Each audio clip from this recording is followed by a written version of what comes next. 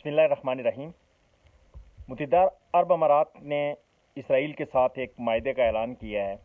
اس کے بعد ایک ڈسکشن بہت عام ہو گئی ہے، وہ یہ کہ ترکی نے بھی اسرائیل کو تسلیم کیا ہوا ہے، تو ترکی پھر متحدہ عرب امارات کے تسلیم کرنے پہ ترکی کی طرف سے یہ بیان کیوں آیا کہ عربوں کا رویہ جو ہے وہ مسلمانوں کے لیے منافقانہ ہے، اور یہ بڑی منافقت ہے۔ اس کے لیے ہمیں تھوڑا سا تاریخی واقعات میں نظر دوڑانا ہوگی کہ ترکی نے کب اور کیوں تسلیم کیا اسرائیل کو۔ ترکی میں 1923 میں جب خلافت عثمانیہ کو ختم کیا گیا، تو جس شخص نے ترکی کا اقتدار سنبھالا، جدید ترکی کا بانی مصطفیٰ کمال، جس کو کمال اتا ترک بھی کہا جاتا ہے، وہ بنیادی طور پہ ایک لادین شخص تھا، جس کے بارے میں مختلف تاریخی شواہد یہ بھی ملتے ہیں کہ وہ مسلمان نہیں تھا، بلکہ یہودیوں کے دونما نامی ایک فرقے سے تعلق رکھتا تھا۔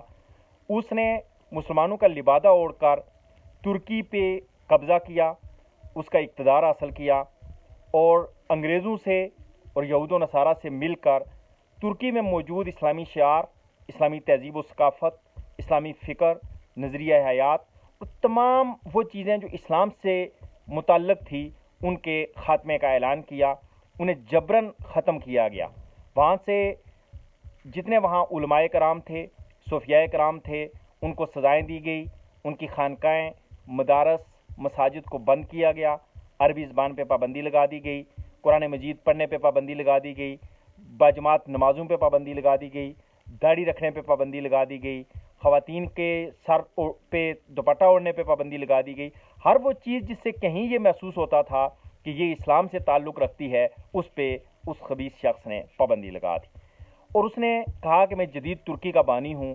اس نے ایک بات جب وہ اقتدار سنبھالا تو اس نے کہا نعوذ باللہ کہ میں ترکی میں خدا اور مذہب کو شکست دے دوں گا، چونکہ خدا اور مذہب کا تصور نعوذ باللہ یہ ترقی کی راہ میں سب سے بڑی رکاوٹ ہے۔ میں ترقی کر کے اپنے آپ کو یورپ کا حصہ بناؤں گا، ہمارا تعلق یورپ سے ہے۔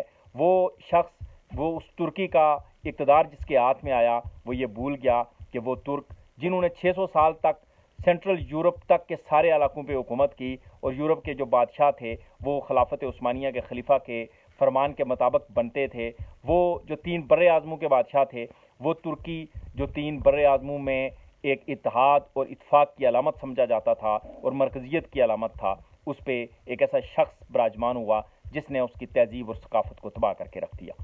اب وہی شخص ترکی کا ذمہ دار تھا، وہی اس کا حکمران تھا، اور پھر اس نے اس کے آئین میں ترمیم کر کے اس کو ایک لادین ملک ڈکلیئر کر دیا، فوج کو اس کا محافظ بنایا، اور ہر وہ کام جو اسلام مخالف تھا وہ اس نے مینشن کر دیا کہ یہ ترکی اس میں پہلا فرنٹ لائن میں کھڑا ہو کے اس کے ساتھ کھڑا ہوگا۔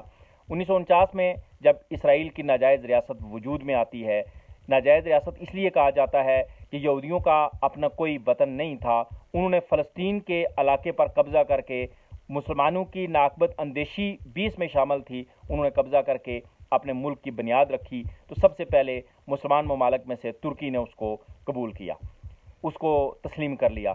اب مسلمان ممالک میں اس لیے کہتا ہوں کہ جس ملک میں بھی مسلمان اکثریت میں رہتے ہیں اس کو آپ مسلم ملک کہہ سکتے ہیں، وہ اسلامی ملک نہیں ہوتا۔ ترکی اسلامی ملک نہیں تھا، وہ ایک مسلمان ملک تھا، اس نے اس کو تسلیم کر لیا، اور اپنے اکاؤں کو یہود اور نصارہ کو خوش کرنے کے لیے وہ سارے کام کیے جو اسرائیل کو سپورٹ کرتے تھے۔ فلسطین کے مقابلے میں وہ ہمیشہ اسرائیل کے ساتھ کھڑے رہے، فلسطینیوں کا قتل عام ہوتا رہا لیکن وہ اسرائیل کے ساتھ کھڑے رہے۔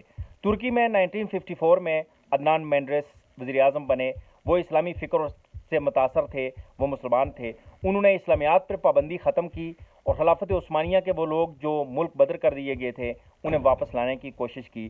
اس کوشش کی پاداش میں ان کو اور ان کی پوری کیبنٹ کو پھانسی دے دی گئی۔ ان کی شہادت کو اللہ تعالیٰ قبول فرمائے۔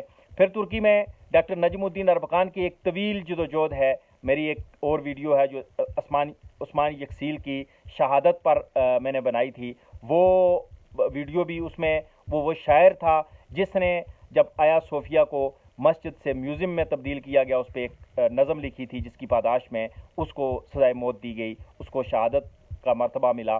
دوسری طرف ڈاکٹر نجم الدین اربکان نے ایک طویل جدوجہد کی جو 1975 سے لے کر وہ جب فوت ہوئے ہیں اس وقت تک وہ جدوجہد جاری رہی۔ اس دوران وہ وزیر اعظم بھی بنے ترکی کے، 11 माह उनकी हुकूमत रही तो तागूत की सारी ताकतों ने मिलकर 11 माह में 17 दफ़ा उनके खिलाफ तहरीक अदम एतमाद भी पेश की, लेकिन 11 माह बाद वो उनकी हुकूमत ख़त्म करने में कामयाब हो गए। फिर उनके शागिर्द तैयब अर्दगान, अब्दुल्ला गुल और इनके साथी, इन लोगों ने मिलकर एक जदीद पॉलिटिकल पार्टी की बुनियाद रखी, जिसकी बुनियाद पर तुर्की में इनका असर रसूख जो है वो बढ़ना शुरू हुआ। और तुर्की में अभी तक भी ये उसके आयन को नहीं छेड़ सके। आयन को छेड़ने के लिए, आयन में अमेंडमेंट्स के लिए 75% सीट्स चाहिए, 75%, जो अक्सरियत अभी तक इनको नहीं मिली, लेकिन कुछ जो मुमकिन तब्दीलियाँ थी वो करने में कामयाब हुए हैं। इस वजह से ये वो बैकग्राउंड था जो मैंने आपके सामने रखा कि तुर्की ने क्यों इसराइल को तस्लीम किया हुआ है। वो उनकी एक मजबूरी थी जो पहले से चीज़ें चल रही हैं, लेकिन जब से जस्टिस एंड डेवलपमेंट पार्टी की हुकूमत है, जब से तैयब अर्दगान इक़्तिदार में हैं, उस वक्त से इसराइल के साथ इनके ताल्लुकात मसाली नहीं बल्कि कशीदा हैं। मैं उस दिन BBC की एक रिपोर्ट पढ़ रहा था कि अब बरसों से इसराइल के साथ ताल्लुकात कशीदा हैं। इसमें एक ऐसा दौर भी आया जब इसराइल के सफ़ीर को तुर्की से निकल जाने का हुक्म दिया और इसराइल का सफारत खाना बंद कर दिया गया। उसके पीछे फ्रीडम फ्लोटिला का एक वाक़या था कि तुर्की के कारकुनान गज़ा की पट्टी में इमदादी सामान लेके जा रहे थे। इसराइल ने सफारती ताल्लुकात होने के बावजूद उन पर फायरिंग की, वो लोग शहीद हुए। जब उनके साथ वापस इसराइल के साथ सुलह होती है तो उसमें फ़लस्तीन की जो मज़ामत करने वाली पार्टी है हमास, उसकी मर्ज़ी शामिल थी, उसकी मंशा के मुताबिक, इसलिए कि मिस्र ने तो अपनी सरहदें बंद की हुई हैं। तुर्की को गज़ा में जाने के लिए, फ़लस्तीन में जाने के लिए सिर्फ एक ही रास्ता है, वो इसराइल से होकर गुजरता है। अगर इसराइल के साथ तल्कात कशीदा हूँ तो गज़ा में इमदादी सामान और खुराक पहुँचाना मुमकिन ही नहीं है। लेकिन तुर्की ने वो मायदा अपनी शराइत पे किया, वो गैरत ईमानी की बुनियाद पर किया। उस मायदे के अंदर ये लिखा कि जो लोग शहीद हुए हैं फ्रीडम फ्लोटिला में, उनके वर्सा को $20 मिलियन हर्जाने के तौर पे दिए जाएंगे। इसराइल इस वाक़े पे माफ़ी मांगेगा और गज़ा में सामान ले जाने की इजाज़त होगी। इस बुनियाद पे वो ताल्लुकात आर्जी तौर पर बहाल किए गए हैं, लेकिन तैयब अर्दगान तवील मुद्दत में उन ताल्लुकात को जारी रखने के मूड में नहीं हैं। लेकिन दूसरी तरफ अरब ममालिक जो कैफियत कर रहे हैं, ये मैं समझता हूँ कि इसको अगर बराह रास्त कहा जाए तो ये बेगैरती की आखिरी हद है, जिसमें इन्होंने ये साबित कर दिया है कि इनमें गैरत नाम की कोई चीज़ नहीं। अपने भाइयों फ़लस्तीनियों के खून से जिसके हाथ रंगे हुए हैं उसके साथ दोस्ती। मैं कल बुर्ज खलीफा पर इसराइली परचम की छवि देख रहा था तो मुझे ये एहसास हुआ कि जब इंसान में से गैरत ख़त्म हो जाए तो फिर सारी चीज़ें हो जाती हैं। फिर जैसे नबी सल्लल्लाहु अलैहि वसल्लम की एक हदीस शरीफ का मफ़हूम है कि जब तुम में से हया ख़त्म हो जाए फिर जो चाहे करो। इनमें से हया, गैरत, शर्म, ये सारी चीज़ें ख़त्म हो गई हैं। पहले तो इन्होंने कश्मीरियों के कातिल मोदी को अरब के बड़े बड़े अवार्ड दिए। उस वक्त पाकिस्तान ने जो एहतजाज मुमकिन था वो एहतजाज किया, लेकिन फिर ये इस लेवल पे चले गए। कश्मीर को तो इन्होंने हिंदुस्तान का दाखिली मसला करार दिया, लेकिन फ़लस्तीन तो अरब का दाखिली मसला था। ये भी अरब उसी खित्ते से ताल्लुक़ रखते हैं।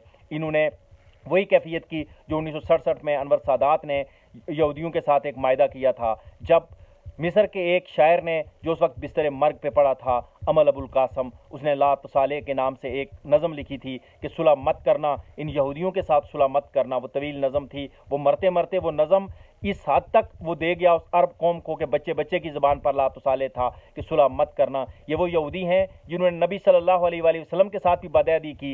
इन्होंने उस वक्त भी धोखा करने की कोशिश की। इन्हें मदीने से वैसे नहीं निकाला गया था, इनके साथ मायदे मौजूद थे। इन्हें निकालने के पीछे एक पूरी कहानी थी, इनकी बदअदी थी, इनके धोखे थे, जिसकी वजह से इन्हें निकाला गया। ये यहूदी तुम्हारे कभी नहीं हो सकते, ये तुम्हारे भाइयों जैसे कभी नहीं हो सकते। इनके हथियार तुम्हारे भाइयों के खून से रंगे हुए हैं, इनके हाथों में तुम्हारे भाइयों का खून है, फ़लस्तीनियों का खून है। अरब हुक्मरानों, इनके साथ सुलह मत करना, ये सुलह करके भी तुम्हें धोखा देंगे। वो नज़म तारीख़ का हिस्सा बन गई। अनवर सादात तारीख़ का हिस्सा न बन सका उस गद्दार ने जब इनके साथ मायदा किया और बाकी अरब लोगों ने मिलके। तो इन्होंने ये वजाहत पेश की कि वो फ़लस्तीन की हमायत के लिए कर रहे हैं, लेकिन उसके बाद इसराइल मसलसल फ़लस्तीनी इलाके पे गासिब अपना कब्ज़ा बढ़ाता रहा और वो आज भी बढ़ाता जा रहा है। कल मुत्तहिदा अरब अमारात ने भी कहा कि हम मायदा इसलिए कर रहे हैं कि ये फ़लस्तीनियों के हक़ में है। फ़लस्तीनियों के हक़ में वो कौन सा मायदा हो सकता है कि फ़लस्तीनियों को शहीद किया जा रहा है, उनकी नस्लें ख़त्म की जा रही हैं, उनके बच्चों को शहीद किया जा रहा है, उनके बच्चों को यतीम किया जा रहा है, उनकी माँओं की गोद उजाड़ी जा रही हो, और फिर आप मायदा करके ये कहें कि हम फ़लस्तीनियों के लिए कर रहे हैं। मैं सिर्फ ये कहूँगा کہ یہ جو امن معاہدے ہوتے ہیں یہ بزدلوں کے لیے ہوتے ہیں، یہ بےغیرت لوگوں کے لیے ہوتے ہیں، غیرت مندوں کے لیے امن معاہدے نہیں ہوتے۔ وہاں یا فتح ہوتی ہے یا شہادت ہوتی ہے، فتح یا شہادت، اس کے علاوہ کوئی تیسرا آپشن نہیں ہوتا۔ مسلمانوں کی تو پوری تاریخ اس بات کی گواہ ہے کہ مسلمان جب دشمن کے مقابلے میں کھڑے ہوئے ہیں تو وہ لڑے ہیں، ان کی تعداد کتنی بھی کم ہوئی ہے، ان کے پاس وسائل کتنے بھی کم ہوئے ہیں، وہ غیرت ایمانی کی بنیاد پر ان کے ساتھ لڑے ہیں، اللہ نے انہیں فتح دی ہے، وہ تاریخ کا حصہ بنے ہیں۔ لیکن ان عربوں کے لیے جو ویل للعرب کہا گیا تھا کہ عربوں کے لیے ہلاکت ہے، عربوں کے لیے جہنم کی ایک وادی ہے، میں سمجھتا ہوں یہی وہ لوگ اس کے مصداق ہیں، یہ جہنم کی طرف جا رہے ہیں، یہ ہلاکت کی طرف جا رہے ہیں، اس لیے کہ یہ اللہ کی مغضوب قوم جو دجال کا انتظار کر رہی ہے یہ اس کے ساتھ کھڑے ہیں، ان کے لیے فلاح نہیں ہو سکتی۔ مسلم امہ کو جاگنا ہوگا، مسلم امہ کو ان کے پیچھے چلنے کے بجائے ان لوگوں کی بنیاد پر جو اللہ کو سپریم پاور مانتے ہیں، جو اللہ کو سپر طاقت مانتے ہیں، جو رسول اللہ صلی اللہ علیہ وآلہ وسلم کو اللہ کا نبی، ہادی، رہنما اور رہبر مانتے ہیں، جو آخری نبی مانتے ہیں، ان لوگوں کو مل کر، جو اسلام کو نظام زندگی مانتے ہیں، ان کو مل کر مسلم ممالک کا ایک بلاک تشکیل دینا ہوگا۔ اس کے لیے عوام کو جاگنا ہوگا۔ حکمرانوں کی اپنی مجبوریاں ہوتی ہیں، ان کی اپنی لمیٹیشنز ہوتی ہیں، عوام کو جاگنا ہوگا، عوام کو سڑکوں پہ نکلنا ہوگا، مسلم دنیا کو جاگنا ہوگا تاکہ مسلمان ممالک کفر کے مقابلے میں ایک ہو سکیں۔ اور اللہ تعالیٰ اگر ہم ایک ہو جاتے ہیں، اگر ہمارے اندر اتحاد اور اتفاق آ جاتا ہے تو اللہ تعالیٰ یقیناً ہمیں فتح عطا کرے گا۔ اللہ تعالیٰ یقیناً اللہ کی فتح اور نصرت آج بھی موجود ہے، بشرطے کہ ہم اس سے طلب کریں، اس کے راستے پہ چلیں۔ اللہ سے دعا ہے کہ اللہ تعالیٰ ہمیں اپنا کردار احسن طریقے سے ادا کرنے کی توفیق عطا فرمائے۔